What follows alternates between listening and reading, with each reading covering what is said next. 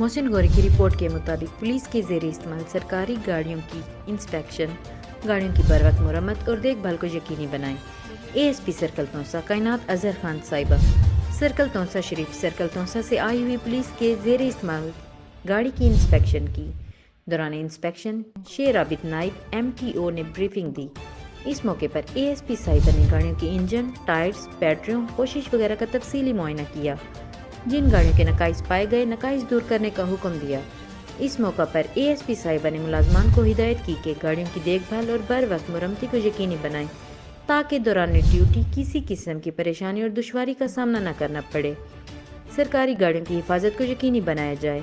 موجودہ دور میں جرم کی وقوع پذیر ہونے سے پہلے روکنا زیادہ ضروری ہے، جس کے لیے پولیس کو ہر وقت متحرک رہنا ہوگا۔ جب پولیس کی وہیکلز درست حالت میں ہوں گی تو مؤثر گشت ممکن ہوگی۔ اس دوران تمام ملازمین سے ان کے مسائل دریافت کیے گئے۔ مزید اپڈیٹ کے لیے دیکھتے رہیں غازی نیوز۔